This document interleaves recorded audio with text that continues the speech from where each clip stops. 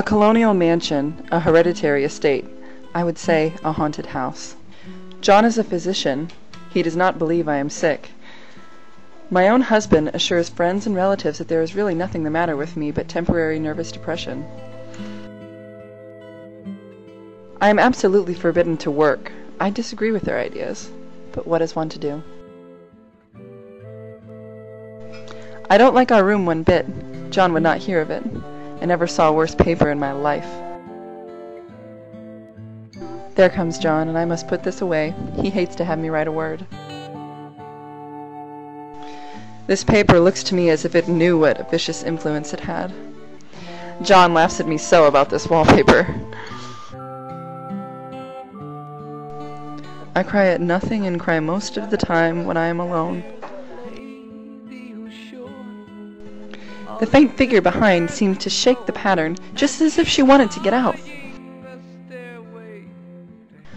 I got up softly and went to feel and see if the paper did move, and when I came back, John was awake. He thought I was asleep first, but I wasn't, and I lay there for hours trying to decide whether the front pattern and the back pattern really did move together or separately.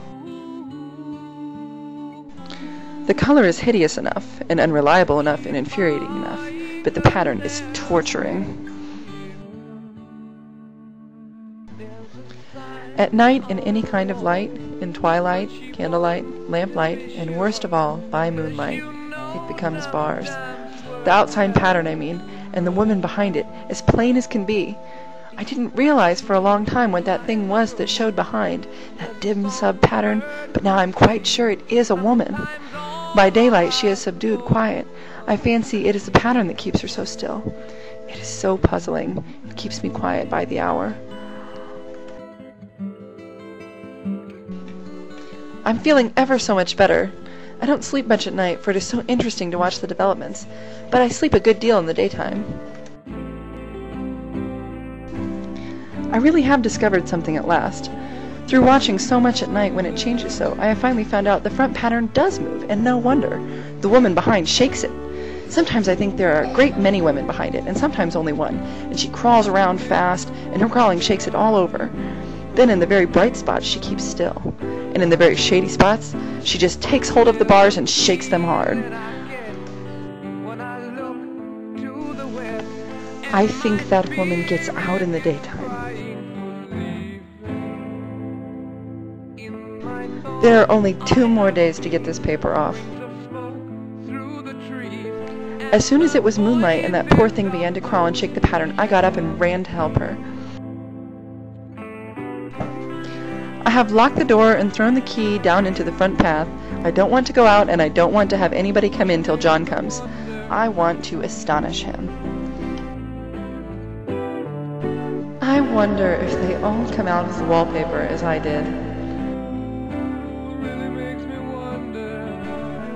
Why, there's John at the door. It's no use, young man, you can't open it. He does call and pound. Now he's crying for an axe. It would be a shame to break down that beautiful door. John, dear, the key's down by the front steps under a plantain leaf.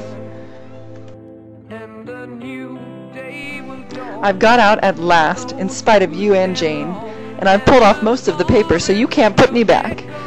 Now, why should that man have fainted? But he did, and right across my path by the wall, so that now I had to creep over him every time, every time, every time.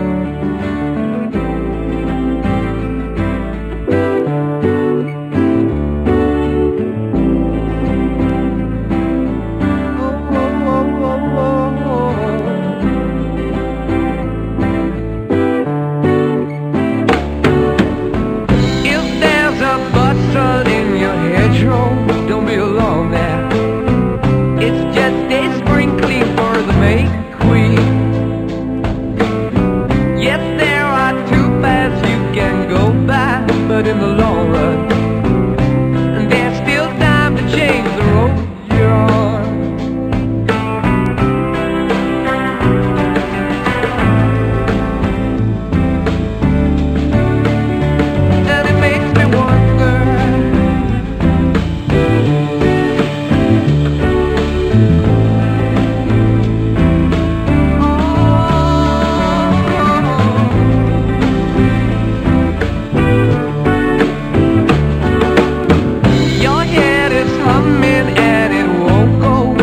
you don't know, the piper's calling you to join him. Dear lady, can you hear the wind blow? And did you know your stairway lies on the whispering wind?